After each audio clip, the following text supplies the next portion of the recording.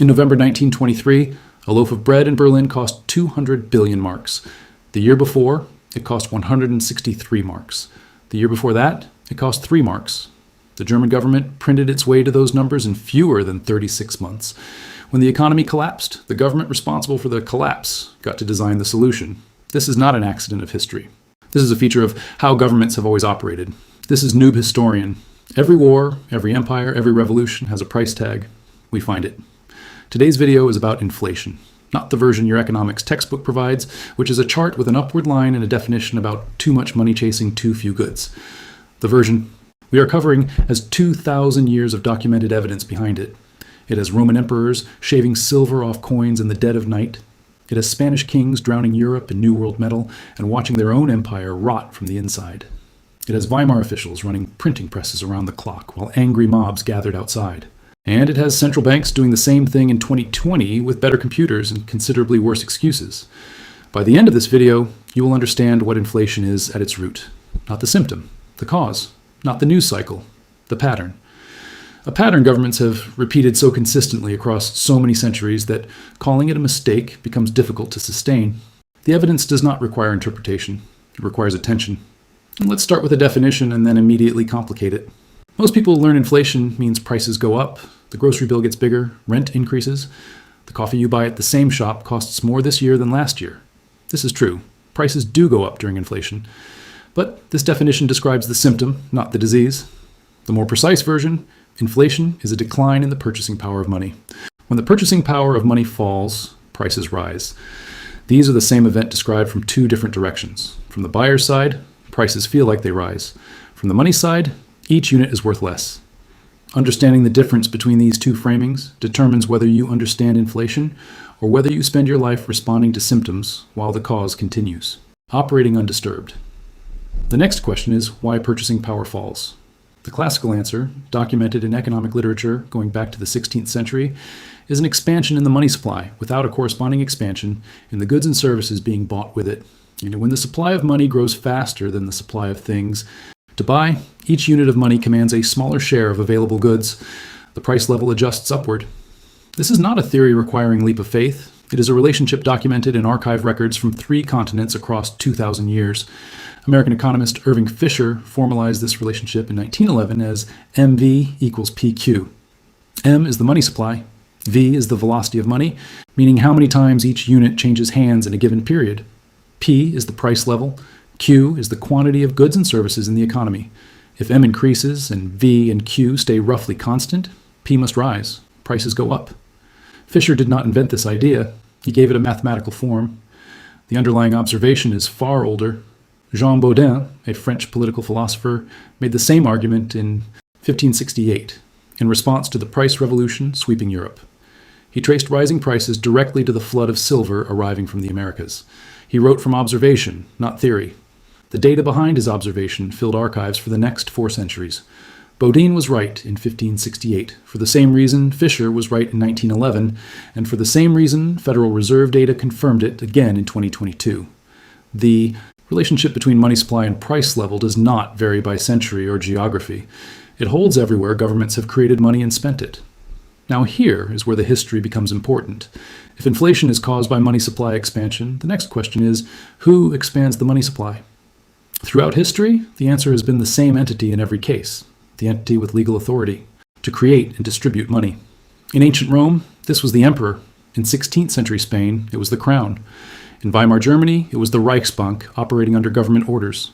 In 2020, it was the Federal Reserve and its equivalents across the developed world. Governments and their monetary arms were the source, every time. This creates a political economy problem running through every case we will examine. Governments need money to function. They need money to fight wars, pay armies, subsidize food, service debts, and maintain political support. When tax revenues and borrowing fall short, they turn to the money supply. They expand it.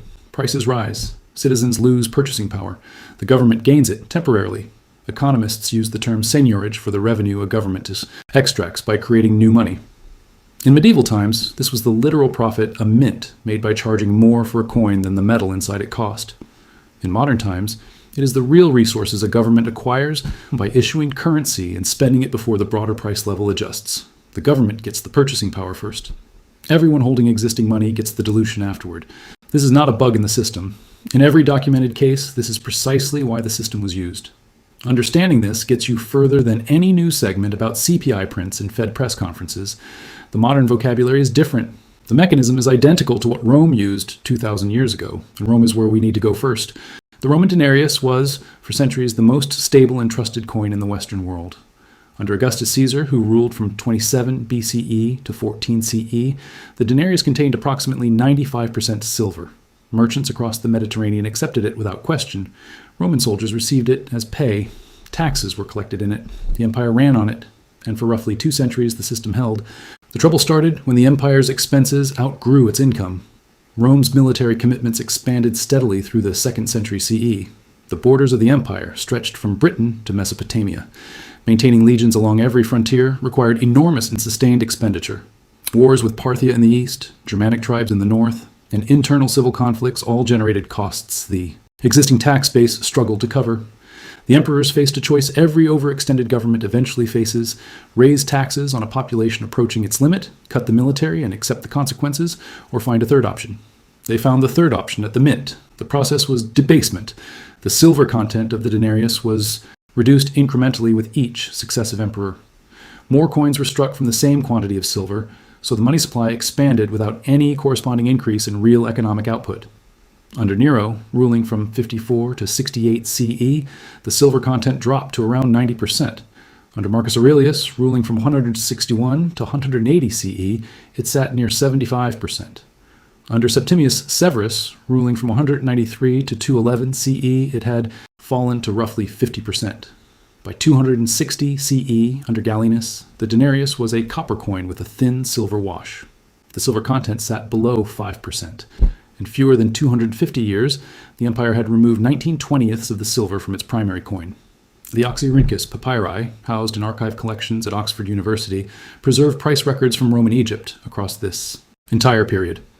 These papyri are mundane documents: tax receipts, private contracts, grain purchase records. They were never intended as economic data. They function as economic data anyway. Historians working with these archives over the past century have assembled price indices from hundreds of individual transaction records spread across multiple generations of Egyptian commerce. The grain price index these papyri allow historians to reconstruct shows prices rising approximately 200-fold between 200 CE and 300 CE. This is not a round number estimate. It is a figure derived from documented individual transactions. The correlation with debasement is direct and measurable. As silver content fell, grain prices rose. The purchasing power of each coin fell in near perfect proportion to the reduction in its silver content. The quantity theory of money played out across a century of Egyptian papyrus records, 600 years before Fisher formalized the equation. Merchants were not fooled. They weighed coins. They tested silver content. They priced accordingly, setting higher nominal prices to extract the same real silver value from each transaction. The money supply had expanded. The price level adjusted. The math was unavoidable, and merchants did the math before economists named it. The state's response was predictable. In 301 CE, Emperor Diocletian issued the Edictum de Pretius Rerum Venalium, the edict on maximum prices. This was the first documented government price control in Western history. It is preserved in inscribed fragments discovered across former Roman territory, including a particularly well-preserved section uncovered at Aphrodisias in modern Turkey during excavations in the 1970s. The physical evidence of the Roman government's attempt to solve a monetary problem with a decree is sitting in museums you can visit today. The edict set maximum prices for over 1,200 goods and services, from wheat and wine to haircuts and legal fees. Merchants who charged above the fixed prices faced the death penalty. The edict's preamble, which survives in translation, blamed greedy merchants for the price increases. It made no mention of the denarius's silver content. The edict failed within a decade. Merchants stopped selling goods at prices below their cost. Shortages appeared. Black markets formed. The price controls were effectively abandoned. Inflation continued. The solution to a monetary problem was a legal decree, and legal decrees do not alter the relationship between money supply and price levels. Diocletian's inscriptions outlasted his price controls by 1,700 years. What the Roman case establishes cleanly, through primary sources accessible in university archive systems today, is a sequence you will see repeat in every subsequent chapter. The government expanded the money supply by reducing the silver content of its coins. Prices rose in direct proportion. The government responded with price controls. Price controls caused shortages. Shortages caused social instability. The same government the debasement was meant to stabilize became more unstable as a result. The debasement bought time at the cost of structural integrity. This sequence did not end with Rome.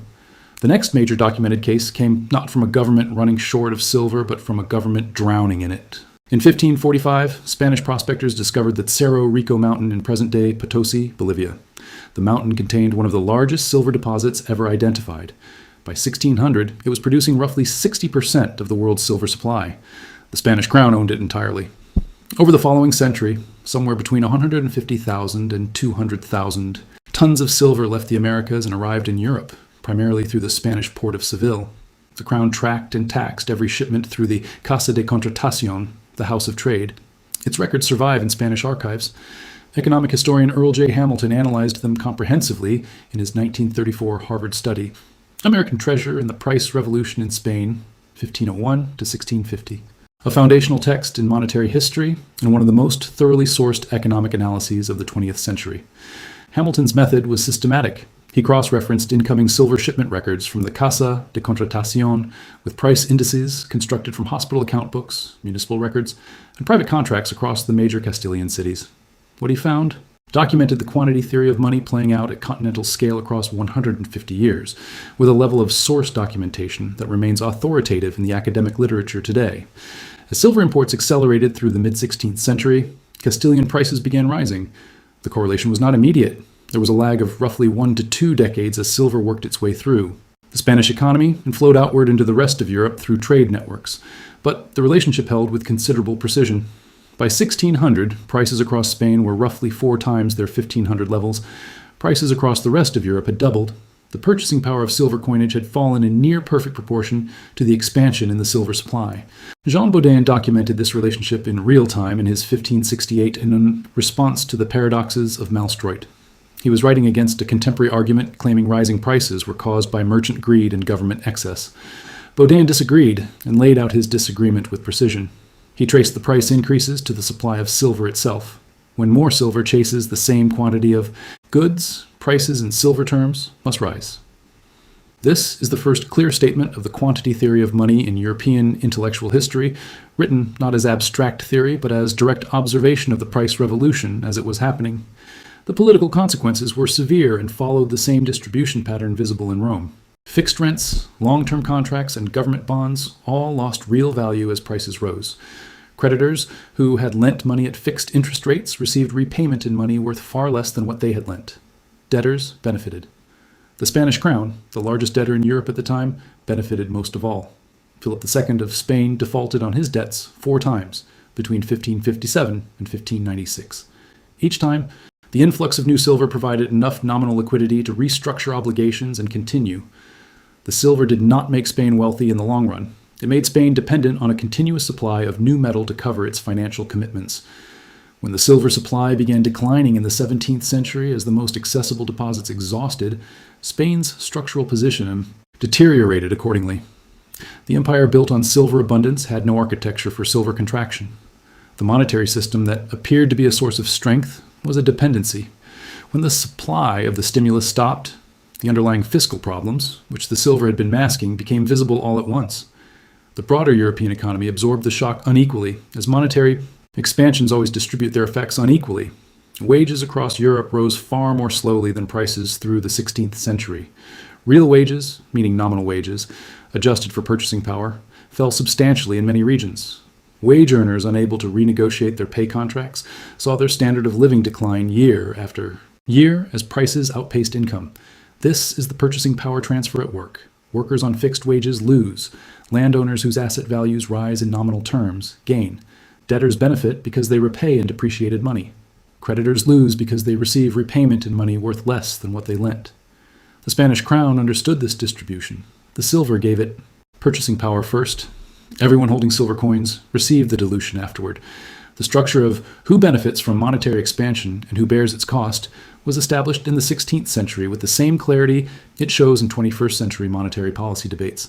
The price revolution lasted roughly 150 years and reshaped the entire European economic order. It did not end because governments chose to stop expanding the money supply. It ended because the silver supply itself contracted. The next case we examine involved no such natural limit. It involved a government with a printing press and a national emergency, a combination that history had not seen at industrial scale before. Germany entered World War I in 1914 with the mark trading at 4.2 to the US dollar. Germany financed the war not primarily through taxation, but through borrowing, the sale of war bonds to the German public, and credit extended by the Reichsbank. The strategic assumption behind this financing structure was explicit in German government documents of the period. Germany would win the war. It would then extract reparations from the defeated powers sufficient to repay all domestic war debts. Creditors would be made whole through the losses of the enemy. Germany lost. The Treaty of Versailles, signed in June 1919, required Germany to pay reparations to the Allied powers. The total was fixed in 1921 at 132 billion gold marks, equivalent to roughly 33 billion US dollars. At the time, Germany held no gold reserves sufficient to service this obligation. Its economy had been severely disrupted by 4 years of war. Its tax base was insufficient, its industrial capacity was damaged, and sitting at the center of the German financial system was a Reichsbank with printing presses, and a government facing political pressure from every direction simultaneously. The Reichsbank's response was to print. The Reichsbank monthly bulletins, published continuously by the bank and preserved in archive collections, including the Bundesarchiv in Koblenz, document the expansion of the money supply with precise figures. The bank's circulation of paper marks increased from roughly 30 billion marks in January 1919 to 497 quintillion marks by November 1923. For reference, 497 quintillion is a 497 followed by 17 zeros. The German government expanded its money supply by a factor approximately equal to the number of grains of sand on the beaches of a medium-sized country. The exchange rate documents the same collapse from the currency side. In January 1919, $1 US bought roughly 8 marks. By July 1920, it bought 40. By January 1922, it bought 191. By July 1922, it bought 493. By January 1923, it bought 17,792. By July 1923, it bought 353 and 412. By November 1923, at the peak of the hyperinflation, $1 bought 4.2 trillion marks. The mark that had entered the war at parity with the dollar had lost essentially all of its purchasing power in 9 years, and all of the loss beyond the first 5% occurred in the final 3 years of the episode. The civilian records preserved alongside the official data in the Bundesarchiv are equally specific. Shopkeeper account books show price lists being rewritten daily, then hourly. Workers collected wages in wheelbarrows and spent them within hours because the purchasing power of the notes fell measurably during the interval between collection and spending. A postal stamp cost 50 Pfennig in 1919 and 100 billion marks by October 1923. The Reichsbank ran its presses 24 hours a day and still struggled to produce physical notes fast enough to match the rate at which those notes were losing value. The German government was using inflation as debt management. By printing marks, it was repaying domestic war debts in money worth a fraction of the original purchasing power. Creditors who had lent the government real purchasing power during the war received nominal repayment in currency worth nearly nothing. Foreign obligations denominated in gold or foreign currencies offered no such escape, which is partly why the reparations dispute remained unresolved, even as domestic creditors were systematically expropriated through currency debasement. The social consequences were severe and followed the same distributional logic as Spain in the 16th century. German citizens who purchased government war bonds in good faith saw their savings destroyed.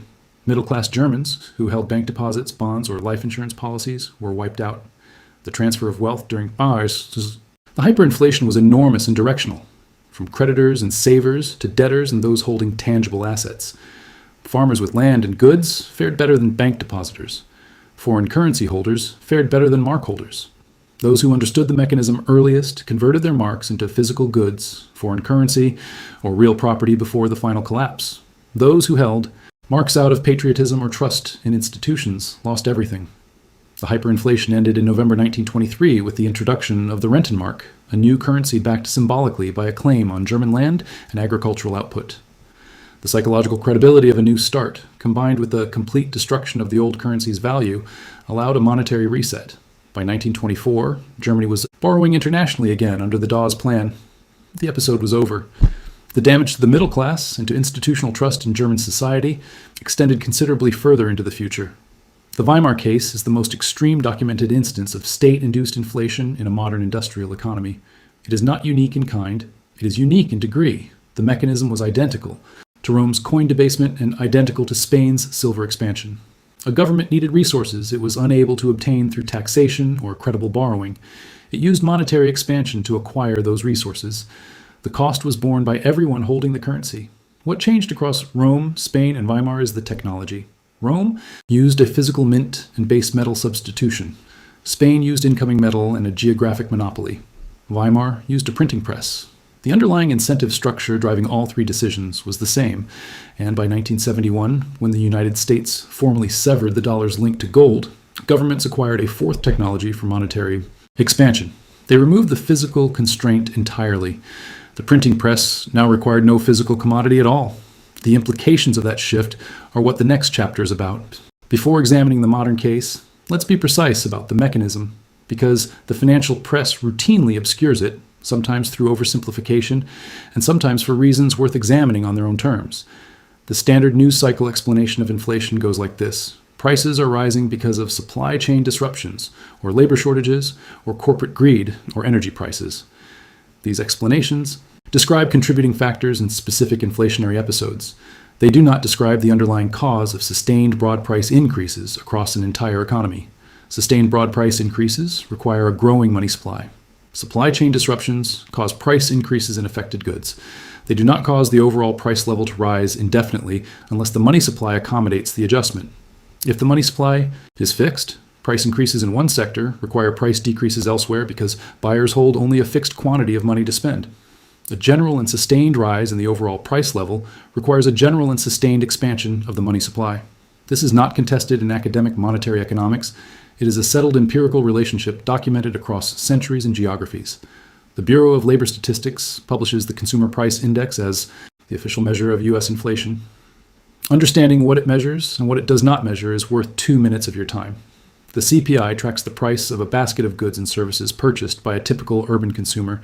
It covers food, housing, apparel, transportation, medical care, and education, weighted by their share of average household spending. When news reports say inflation is at 4% or 9%, they mean the CPI has risen by those percentages over the preceding 12 months. The CPI has known methodological characteristics the BLS itself documents in its technical publications. It uses geometric averaging, which reduces measured inflation when consumers substitute cheaper goods for more expensive ones as prices rise. It uses hedonic adjustments, which reduce measured price increases for goods whose quality improves, meaning a laptop priced 15% higher than its predecessor counts as no price increase if its processor is measurably faster. Housing costs are measured not through actual rent payments or home sale prices, but through a survey-based estimate called owner's equivalent rent, which historically runs below actual housing market movements. These methodological choices mean the CPI measures something real, but not the complete picture. Asset price inflation, meaning rising prices of stocks, bonds, and real estate, does not appear in the CPI because these are investments, not consumption goods. This distinction matters because monetary expansion in the modern period has often shown up first in asset prices before reaching consumer prices. People who own significant financial assets gain substantially in purchasing power. During periods of monetary expansion, even when the CPI showed moderate readings, people who rent housing, own no financial assets, and depend on wages saw their position erode during those same periods, even when official inflation figures appeared contained. The distributional effect is the same as Rome, Spain, and Weimar. The mechanism transmits differently through a financial system of this complexity. The underlying transfer of purchasing power follows the same direction it always has. Now let's examine what monetary expansion looked like between 2008 and 2022, because this period is essential context for understanding what followed. After the 2008 financial crisis, the Federal Reserve engaged in quantitative easing.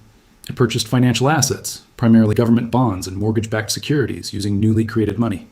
The Fed's balance sheet grew from roughly $900 billion in 2008 to approximately $4.5 trillion by 2015. M2, the broad money supply measure the Federal Reserve tracks in its H6 money stock reports, grew substantially across this period. Consumer price inflation remained relatively subdued through most of this expansion, generally running between 1% and 2%. Many commentators concluded from this that money supply expansion no longer caused inflation in the modern financial context. The quantity theory seemed to have stopped working. It had not stopped working. The velocity of money, the V in Fisher's equation, had fallen sharply. Banks were holding excess reserves rather than lending them into the economy. The new money stayed largely within the financial system, purchasing financial assets and lifting their prices, rather than flowing through to consumers' purchases. Asset prices rose substantially across 2009 to 2019. Consumer prices did not yet.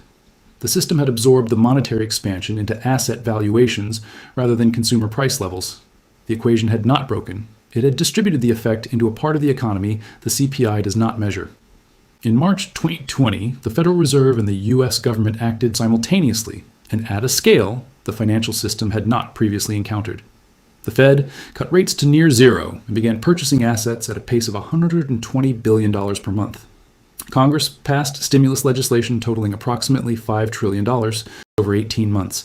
The critical difference from 2008 was the distribution mechanism. Much of the 20-20 expansion reached households directly, as stimulus checks, enhanced unemployment benefits, and paycheck protection program loans. The velocity problem from 2008 did not recur. The money reached consumers.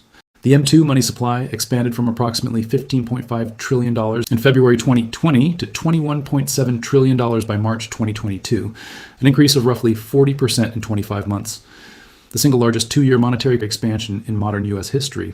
The Federal Reserve H6 reports documenting this expansion are publicly available on the Fed's website and were updated and published throughout the expansion period. Consumer price inflation peaked at 9.1% year-on-year in June 2022, per BLS data, the highest reading since 1981. The lag between the M2 expansion and the CPI peak was approximately 18 to 24 months, consistent with lags documented in historical inflationary episodes going back to the 16th century price revolution. The sequence matched Fisher's equation with considerable precision and matched the Reichsbank pattern with uncomfortable closeness. The Fed began raising interest rates in March 2022. By July 2023, the federal funds rate stood at 5.25%, the highest in 22 years. Inflation decelerated from its peak, reaching approximately 3% by mid-2023. The money supply contracted slightly. The sequence ran exactly as the historical pattern predicts. Monetary expansion, lagged price increase, monetary tightening, price deceleration. This is the mechanism. The technology updates every century. The mechanism has not changed since the denarius lost its silver content. Let AS put the full pattern on the table and be precise about what 2,000 years of documented evidence actually shows. Every major inflationary episode in the historical record follows the same sequence. A government or its monetary arm faces a financial constraint. Tax revenues and legitimate borrowing fall short of expenditure requirements. The money supply is expanded through debasement, commodity imports, printing, or digital creation.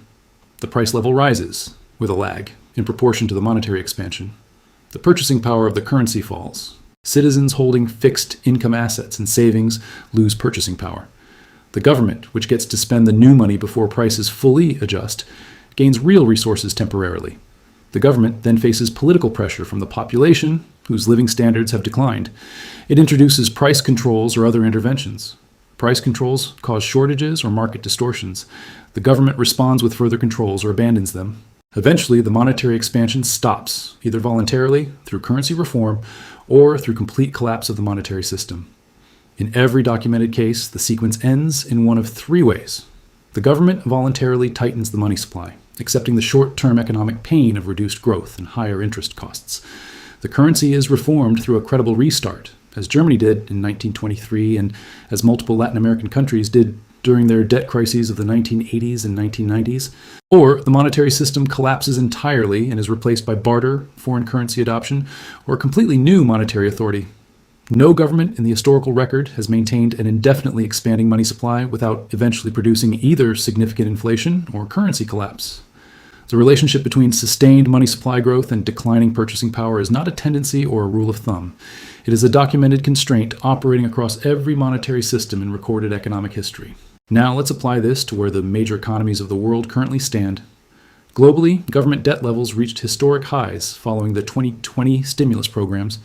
U.S. federal debt exceeded $33 trillion by 2023. The debt-to-GDP ratio for advanced economies averaged above 100% for the first time since World War II, according to IMF data. Interest payments on accumulated debt are now a significant and growing portion of government expenditure in multiple major economies. In the United States, interest payments on the federal debt surpassed $1 trillion annually as rates rose through 2022 and 2023. The position governments now occupy has a name in financial history: debt trap. When debt levels are sufficiently high relative to GDP, raising interest rates to control inflation simultaneously raises the cost of servicing the debt.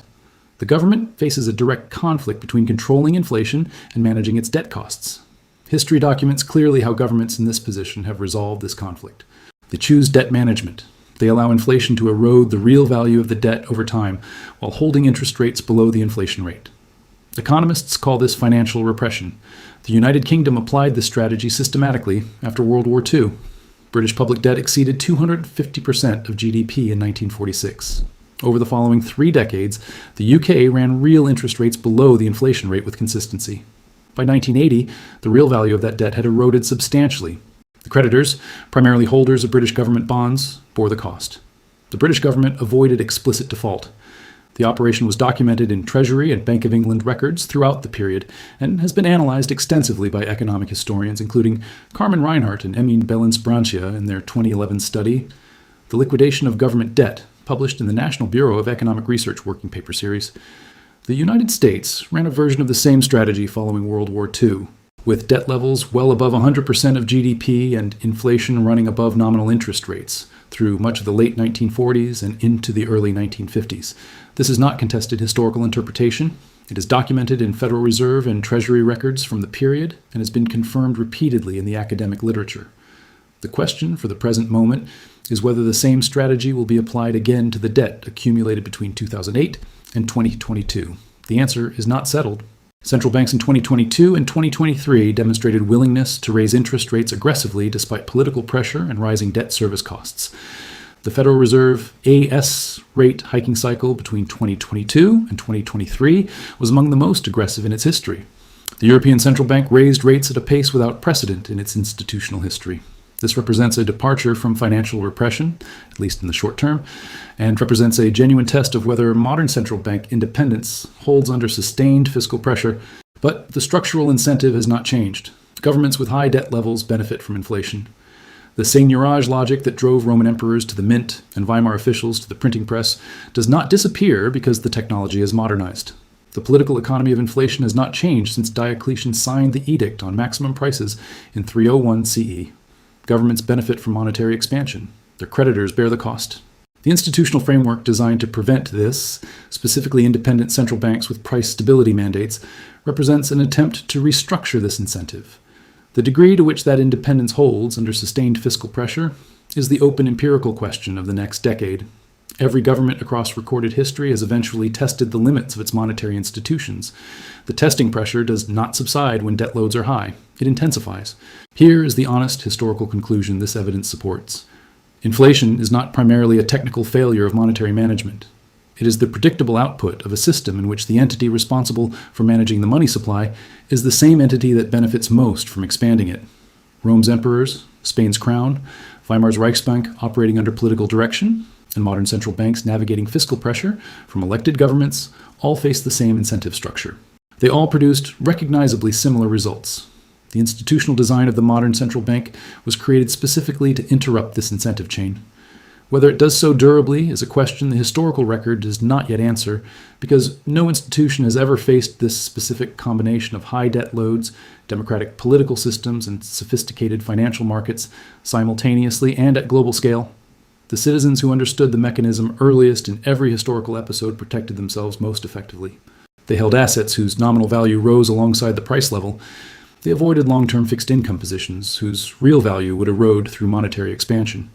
They watched the money supply figures published by the central bank, not the news cycle commentary about supply chains and corporate behavior. They understood that the official explanation for rising prices and the actual mechanism producing rising prices were frequently not the same thing. That is the 2,000-year lesson. And the lesson does not come from economic theory constructed after the fact. It comes from Roman coin assayers working in 270 CE who weighed silver and recorded what they found. It comes from Spanish harbor officials in Seville recording silver shipment weights in 1570.